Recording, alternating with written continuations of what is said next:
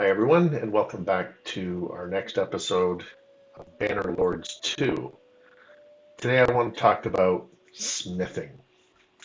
Whenever you're in a large city, you'll notice on the drop down that there is access to enter a smithy, but there's quite a bit of things you can do with the smithy. So let's just kind of walk through that, starting from our character. So if I bring up my character and the other characters that I have, you'll notice one of the skills that's available is smithing. And of course, my skill level happens to be quite small. It's I'm fairly early in the game, as you can see here. So I'm pretty low on the totem pole for that. If I look at the other folks in my party, you can see that they're in many cases much worse. You have various people. Estionia is probably the best person in my party with smithing. Everyone else is pretty subpar to extremely bad. As you can see, that's just not the basis of those characters. Let's get back to the smithing skill a little bit later. A couple things when you look at your kingdom overall for your clan, and you go under other, this will tell you about things that you own. And depending on your level, you can have a number of workshops. Um, I have a smithy. I have a smithy in a different city. Um, what this is going to do for you if you own a smithy is that you will receive orders to build things um, and get paid when you do build those things. You don't have to be at the city where you own the smithy in order for that to happen, um, but we'll come back to that. Here in this particular city, I own a brewery, and one of the things you can do with your smithy or any other workshop that you have is have it actually get the inputs that it needs. And in this case, smithies need iron inputs to get those from the warehouse.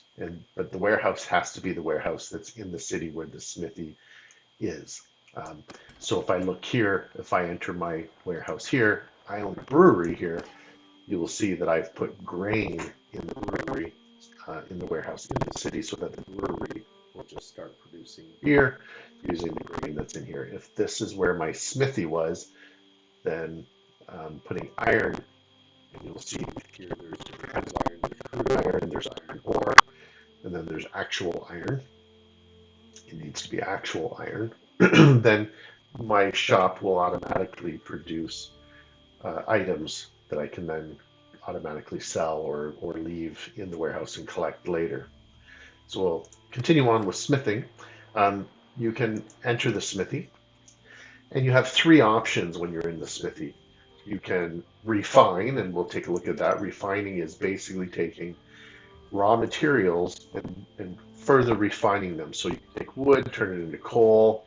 You can take iron ore, make crude iron with that. You can continue processing that crude iron into wrought iron, and then you can continue processing that into actual iron bars. Um, you always need charcoal for every step of the way. So one of the key things you'll want is wood logs. So at the bottom of the screen are all the different kind of elements that you can smith with. And depending on which of these things that you want to do, you'll see an indicator how many of those it will take. So you can see 2 hardwood will make 1 charcoal. So minus 2 of these, I have 10 in my inventory, will produce 1 of these, and I have 4 in my inventory. So these are your inventory numbers. Here down below is me. It tells you my smithing skill, and it also gives you a stamina. So the more you do, the tireder you get. And so right now, myself and everyone else in my party is 100% ready to go with different smithing skills. Now, some people have a perk. As I said, Estonio has the best perk for smithing. She can actually make charcoal better than me. So if you take a look here, it takes me 2 wood to produce 1 charcoal. If I look at her, she can produce 3 charcoal from 2 wood. So clearly, given that this is a key ingredient that you need in everything, I would be better off using her to produce my charcoal. So if that's what I want to do, I just hit refine. And as you can see, It used 5% of her stamina, and it produced for me some charcoal. I'm going to keep doing that. I'm just going to use up all my wood. And there I go. So this is refining. We'll come back to here. Um, because she's also a higher skill level than me, you will also notice that I can only produce iron. However, because she's much more skilled, she can produce not just iron, but she can do steel and fine steel. You'll need those to produce higher level equipment. So let's just continue on here. Go back to me. Um, Under the main screen, which is forging, you'll see because I own a smith shop, I get orders. And so I can click here. There's 6 orders that people would like me to make for them. And so you can see they'll just be kind of listed through here. What do I need? You can click on them. You can see the various orders that are there. However, I'm not necessarily capable of producing them. And so this is part of it. You know, you will get paid if I produce these. I'm going to get paid quite a bit to make them. Okay, so I have those orders. Those are level 1. A lot of orders I might not be able to do. You can see this is different levels of equipment.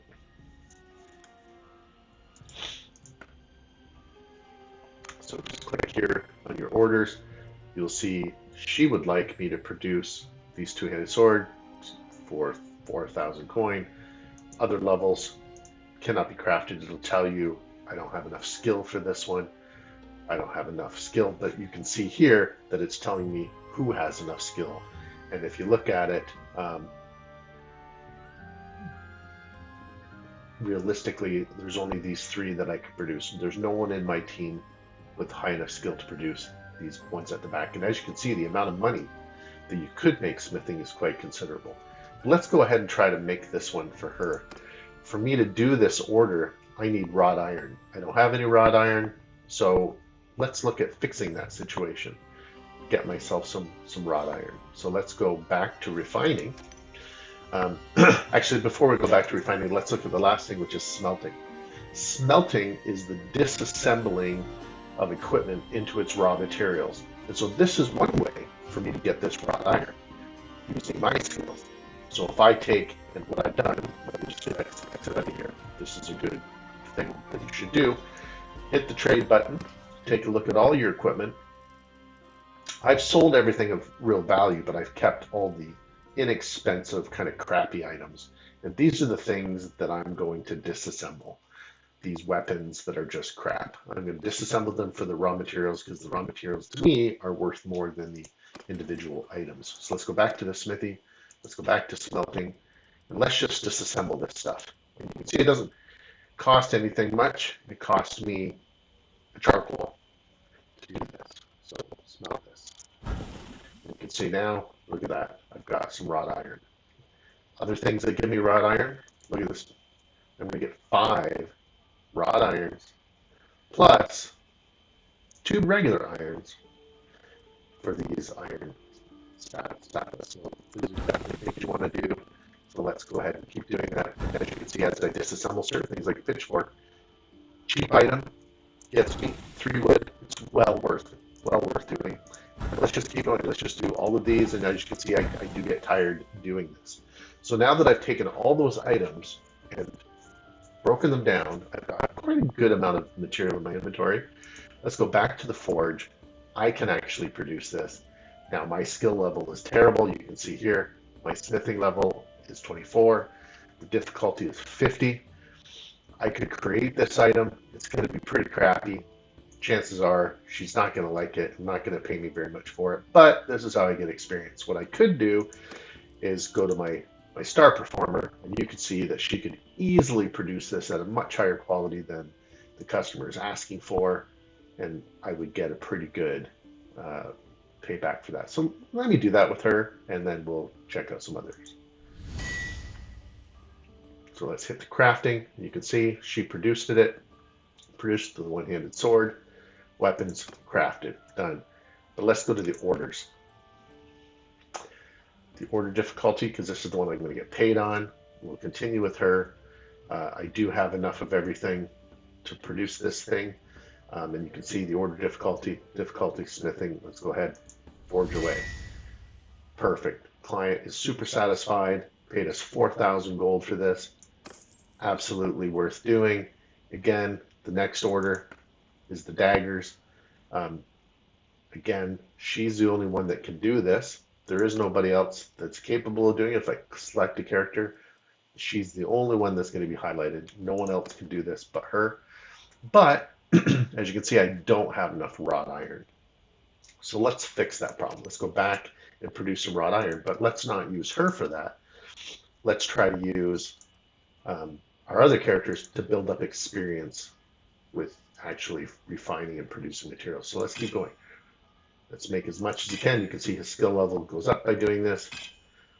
And we're going to go ahead and produce that iron there. Now we have 6. Let's go back to forging. Go back to her, pick our orders. Excellent. And let's forge away. Absolutely. Perfect again. Getting paid. And let's do it again with the throwing knife. Wasn't overly happy, but it worked. And there are no more orders that we can do.